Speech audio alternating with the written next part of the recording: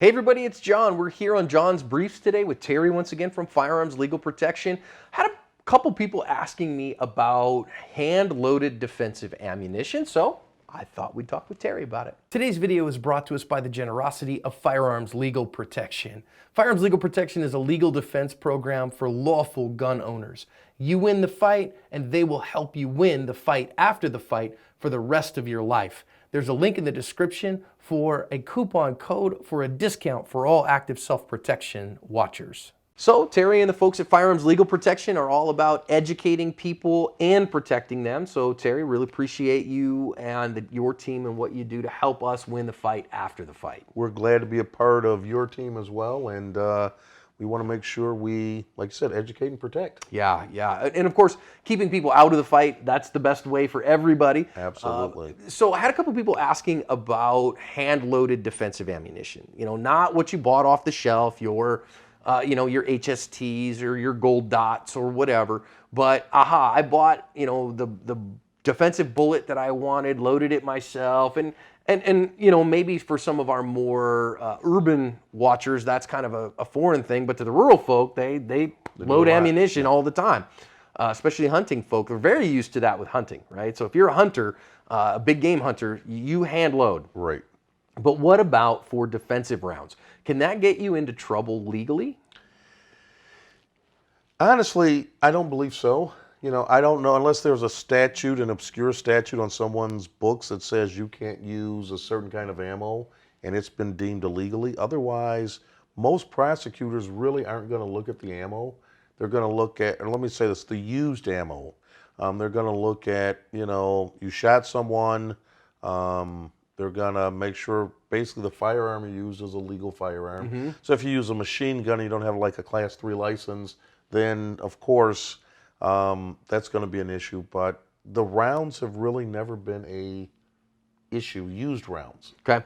So probably not a big deal. I mean, if you're going to do that, Right. That's fine. What about something like, okay, I've seen folks like, and I think it's a gimmick round, I think it's a boutique, the round that's marketed as RIP ammo, and it's got these big, trocars that break off and these things. And from a ballistics perspective, go look at the tests. It's not good stuff.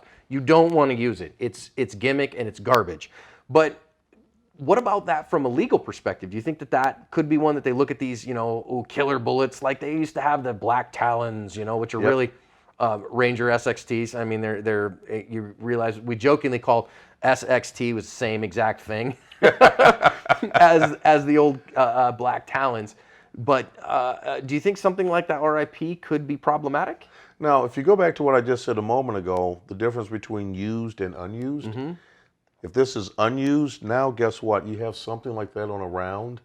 Guess what that's called? It's called intent. Yeah. It goes back to what we talked about on some videos before about modifications and things. So if I shoot 3 rounds and, they go and stop the threat, no one's going to really worry about that. But let's look at the shell casings.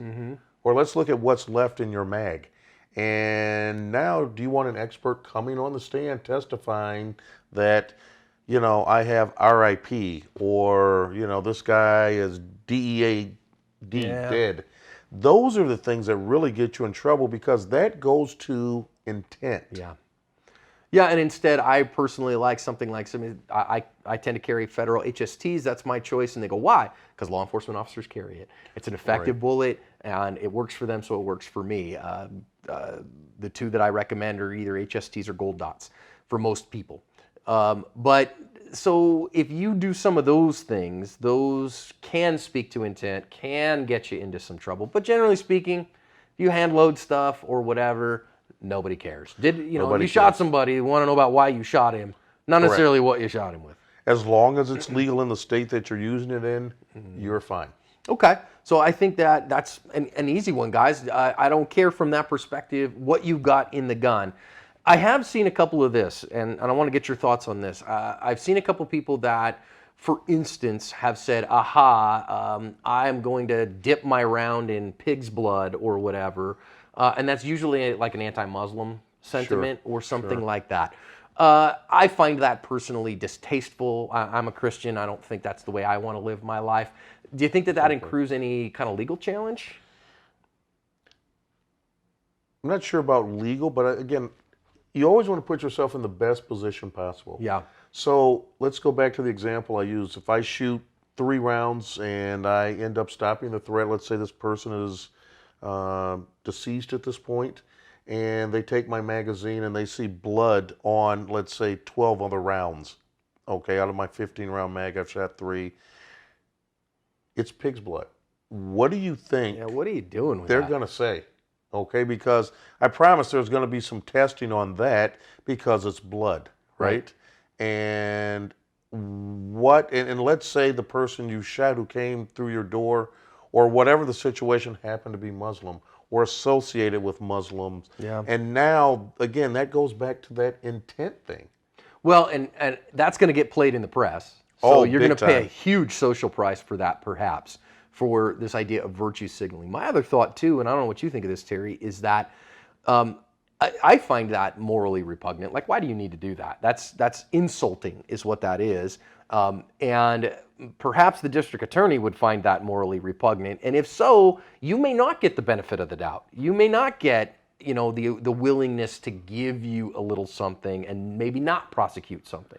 Well, you're absolutely right. And like you said, socially, if a report like this comes out and it shows that the rounds that you used are dipped in pig's blood and, you know, that's meant to do something, you know, what if you had something on there that had an inscription or you want to put yourself in the best possible position. And like you said, you know, Gold Dot is one of the brands that you use.